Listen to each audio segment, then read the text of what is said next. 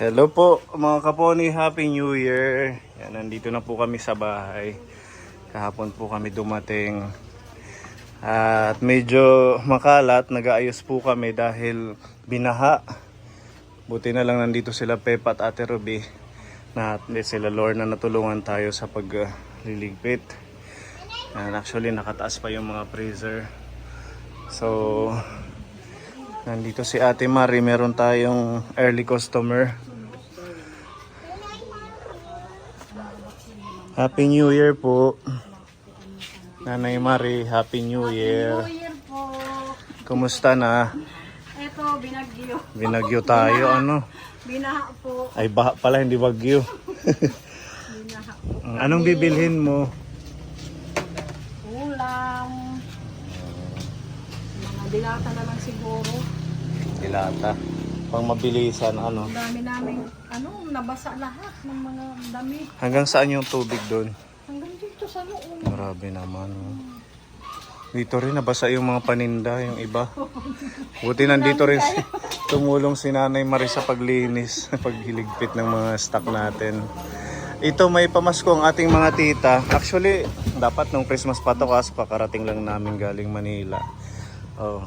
Wow, thank you. Pang ano na lang yan, pang New Year. New Year. Tapos yung ham, wala nang bag. Pipahala pa ako yung bag. Wala ibang. Og, May masarap daw yan, sabi ng mga naka-order, Ate Ruby, ano? masarap yan.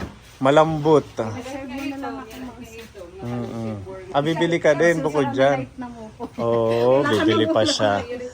Pang ulam na lang daw nila to. Pang New Year, i-reserve na lang. Masarap. Wag na. Ilagay lang natin sa box para Tapos, tinapay. Kulang pa tayo ng tinapay. Bigyan na lang ng 50 pesos si Nanay Marie. Para kayo na lang yung bumili ng tinapay. Oo, kasi di pa kami nakakapag-prepare. Kakauwi lang namin kahapon. Yan. Wala, ang dami pang Dami pang labahin, no? bahin, linisin. Dito ang taas ng baha. Nandito kami kasi. Ang ganda nito. May ano dito, Nanay Marie, may pang salad, Wow, di na ako spaghetti, bibili. pansit, may bigas. Ano pa ba? May may ham, pang tinapay. sliced Thank bread. you. Kayo na lang po ang bumili, ano? Opo. Oh, Thank you po. Happy New Happy Year. New Year po sa inyo. Si Nanay Marie, sa mga hindi pa nakakilala, siya po yung ating Unang-unang. beneficiary na napaoperahan. Okay na? Opo. Thank you, Lord. Thank you, Lord. Gumaling na Thank din. you. Okay lang magbuhat kang ganyan? Opo. Kaya? Opo. Sige ha. Reserve ko na lang yung isa. Thank you. Isa. Masarap daw. Di ba yun yung feedback, Ate Ruby? Oo, masarap daw. Malambot at saka, anong sabi? Malambot at saka masarap yung timpla niya. Yung timpla ng karne. Talagang puro siyang karne. Oo, Walang kaya halong sa mga gusto pang harina. mag-order, habol na. Pang New Year. Happy New Year sa lahat. Thank you sa inyo sa You're welcome. pagbantay ng pag-assist, pagligpit ng binaha. Hanggang dito baha, nagkalat yung mga ano natin, stocks. Buti na lang may lakto. Nandun lang naglutangan, pati yung mga mixer natin nabasa ano, Nabasa yung mixer ng dishwashing. washing. Sana gumana pa kasi nalaglag. Makatulog. Pag nakatulo baka pwede pa. O yung ano ni Ate Ruby, yung washing machine inaanod. Naanod. Yung bago niyang washing nakakabili lang ng Yung washing din ni Kuya Akil na anod tsaka yung sa akin. Tapos nung humupa ng baha, kanya-kanya kaming hila nandoon sa puno ng mga kawayan. Kanya-kanya kaming hila. gagana pa kaya yun. Sayang naman. Sabi ni Kuya Jeff, gagana pa naman yan. Kailangan patuyuin Patuyuin mo ng mga muna. 2 buwan daw bago gamitin. 1 buwan hanggang 2 buwan. Kakabili mo lang yun bago kami umalis. Oo, wala no? pang 1 buwan. December 5 lang nabili. Tapos Okay, ilang weeks lang. Ayun, inanod na. Ang taas kasi ng tubig. Tapos yung mga manok mo namatay. Opo, yung 19 na mga manok, yung natira sa akin, 4 na lang po. Naiyak lang ako kasi nandoon sila sa loob ng kulungan. Tapos yung iba nakatali. Ang napaiyak lang ako kasi hindi sila nakalabas. Malambot pa nung umaga nung pinuntahan ko. Tsaka hindi ka rin makapunta doon dahil nandito ka nagliligpit. Hindi na ako tumakbo doon kasi mas inuna ko dito kasi nga yung mas maraming mababasa dito. Kaya lang, ang iniisip ko naman doon, sana si Kuya Akil. Mm-mm. Kaya lang, pati kambing niya, Namatay din. namatay din Nalunod. yung kambing niya, nalunod. Naanod ba? Hindi, nandulong na, nakatali Nakatali din, din to, nakaligtaan niya. Tapos, napunta sa kasya dito dahil sila ang nagbuhat ng ref na ito at saka mga cooler na tumulong sila dito. Kaya, ayun, Mas mataas ang baha sa inyo, ano? mas mataas hanggang dito ni Kuya Akil, hanggang kilikili. Kasi yung lupa dito pa gano'n, yung sa amin dito banda sa mababa. Kaya doon hanggang kilikili ni Kuya Akil. Pagpunta ko doon ng mga alas 10 ng umaga hanggang dito pa sa bewang ko yung Yung TV taas mo ng- na ano, Save naman Na-save. yung TV, opo. kasi nakahang sa wall. Nakahang. Kung hindi nga nakahang, Mababasa din. kasama rin sa Yung bahay. bigay ni Tito Bong. Mhm. At saka yung ibang damit na basa. Oo, lahat. Naglutaw. Lahat. Yung mga pasta na bigay ng ating mga Lahat. sponsor. Wala, pati yung bigas ko na 20 kilos, lumubog sa baha. Hindi mo na napakinabangan. Kaya nga naano ako nangonsume ako nung araw na yun December 23 talagang pagod na nga dito Mhm. dito sa kaasikaso tapos pagdating doon okay lang sana na ba kaya lang pati mga pagkain, yung mga noodles, pati yung bihon, yung lahat na nakaseld na mga pagkain. Yung mga napasok ng mga tubig. bigay sa'yo. Yung mga noodles, yung mga spaghetti noodles na bigay ng mga sponsors. Wala Lahat na. nakasama doon sa mga malalambot na pagdating ko doon. Mhm. Kaya inano ko pinatopa ko na lang sa mga pato ni Kuya Akil. Pumasok po yung baha dito sa loob ng bahay Kaponi. Kaya yung ibang stock din na bigas na basa yung Opo, ilalim. ilalim lang. Hindi naman ganun kadami yung nabasa na bigas. Pero Ano lang kasi yung nakakapanhinayang na yung 20 kilos ko lumutang nandoon lang sa Pati yung rep nakahiga na pagdating ko doon. yung rep doon. Doon ko nilagay yung aking mga noodles, yung Lumutang. spaghetti noodles, Natumba at pati sa baha. bihon, natumba sa baha. Mm. Walang natira yung yung hindi lang nabasa yung mga kaldero. Dapat mga kaldero na lang ang nabasa, hindi na lang yung pagkain. kasi- Pati higaan ko yung kutson, lumubog sa baha. Di kailangan pala maglinis doon sa ilog. Lahat ng damit ko na nandoon, yung nasave ko lang na damit, yung dinala ko dito habang dito ako nagbabantay, yun lang ang nasave na damit. Pero yung nandoon sa loob ng bahay ko, lahat yun nabasa. Kaya tambak yung labahin ko. Grabe. Tapos yung washing, hindi ko pa magagamit ngayon. Dito ka na lang maglaba. Mayroon naman dyan. Natabi mo yung washing namin. Ay, taas mo. Ay, Oo. Buti nga nandito rin sila Lorna. Si nakatulong Veron. din si Lorna at si Veron sa akyat baba na mga Gamit, mga gamit paninda. ng paninda. Tapos yung paglilinis, sila Pipa nakatulong doon. Sila Mami doon sa pag-map dito sa paglinis. Kaya salamat sa kanila. At safe naman. Thank you Lord. Importante yung mga gamit na yan. Mapapalitan pa yan. Importante safe tayo. At saka maraming apektado.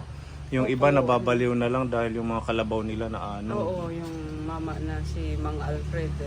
Pati siya naanod. Naano din siya. Kasama yung kanyang kalabaw. Siguro hinahabol niya na makaano niya yung kalabaw. Kaya lang sa laki na ng tubig. Nalunod yung kalabaw. Opo, yung dalawang kalabaw. Yung isang kalabaw na anod, yung isa nakuha, ipinakatay niya. Pero siya nasisiraan ng ulo.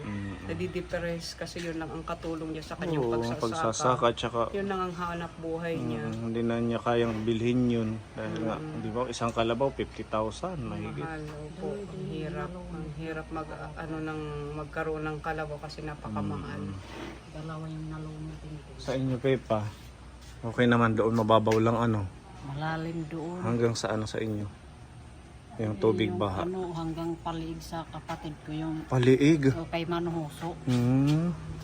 Ibig sabihin, mas kila Pepa, mas malalim. Mas malalim sa kanila. Wala bang Kasi pag ganun yung nila, yung lupa At doon. saka malapit ang ilog doon. Malapit pa sa ilog sila. Nagtali na lang ng PC para may mahawakan yung taon malabas kasi biglaan yung paglaki ng tubig, hindi ka na talaga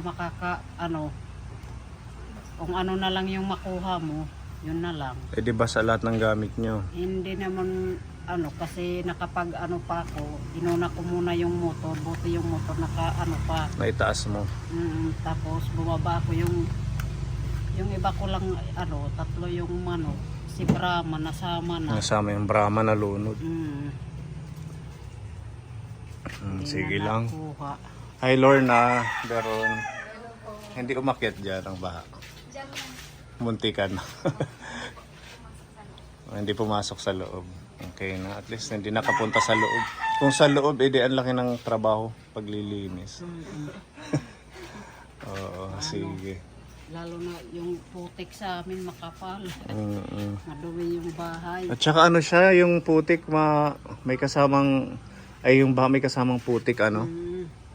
Talagang pangmatindihan ng mga. At saka hindi rin akalain kasi madaling araw yun, Ate Ruby, di ba? Opo, alas 3 ng madaling araw. Kaya tulog ang mga tao. Ano pala yun, alas 5 ng hapon, yun ang umpisa na ng ulan. Tapos hanggang mag alas 6, tuloy-tuloy na yun hanggang alas 5 ng umaga. Kaya ganun, alas 3 pa lang ng madaling araw, kila Pipa mataas na yung baha. Tapos dito, nag-uumpisa pa lang yung baha ng alas 3 ng madaling araw. Pagka alas 4, dito mataas na ang tubig. Buti nga yung mga aso natin, na-save. Nalulunod din kasi hindi ko na maasikaso. Kasi sa likod yung mga aso natin, malalim yung baha. Mga nakatali pa, kahit ang aso marunong lumangoy, pero kung nakatali, hindi rin sila Lulubog din sila. Pero naiakyat naman doon sa mataas na bahay. Doon sila muna nilagay. Siguro ngayon hindi na to. Baka okay na tong panahon. Pero nag-uulan-ulan pa din, ano. Opo, pag bibigla-bigla, minsan malakas ang ulan, yun. Pupunta dito yung baha. Malakas yung Nakakapag-alala. Pagka Oo. ganitong bahain na lugar, nakakapag-alala. Mag-aalala ka talaga na baka na naman ito na naman ang umpisa. Kaya may idea na tayo pag December hanggang January, Kailangan February. yung mga gamit nakataas na Nakataas lang. na lang. Yun na lang. Para sigurado. Pero dapat yung niya, may lagayan siya dun ng mga Oo, may mga shelves ka, lagayan ng mga stand ng mga gamit. Sinabi ko na sa kanya noon. Kahit yung mga lang, plyboard. Pagagawa ko kay Kuya Jeep, mga 4 na patong Gagawin pa pala natin yung ilaw. o yung wiring ng kuryente mo, pinapagawa ni Tita Marie. Tita Marie, maraming salamat po sa bigay mo sa akin ng pagmamahal sa pailaw ko, sa pag-asikaso ng wirings ng bahay ko. Maraming salamat. Happy New Year po, advance. Tita Marie, thank Tita you. Marie, God bless. Saka na natin gagawin pag paglinis, tapos tayo maglinis dito. Opo, pati yung bahay ko, linisan pa. Tulungan natin siya, Pepa. Dapat na nung isang araw, sabi ko sa kanya, tutulungan kita. Sabi niya, unahin na lang natin dito. Saka na lang daw yun. Nakapaglinis na si Pepa sa loob ng bahay. Yung iba na lang aayusin dito. Medyo makalat pa. O sige, yun ang ating update ngayon, Kaponi. Hindi pa rin ako makalabas dahil ayusin ko muna dito. Tapos mamimigay tayo yung mga natitira pang Noche Buena. New Year, New Year nilang handa. Meron pa pong natitira dito. O sige po, maraming salamat sa inyo. Okay, mag-aayos lang po kami. Salamat po. Tito Bong, shout out. Happy New Year po. Tita Beth, thank you.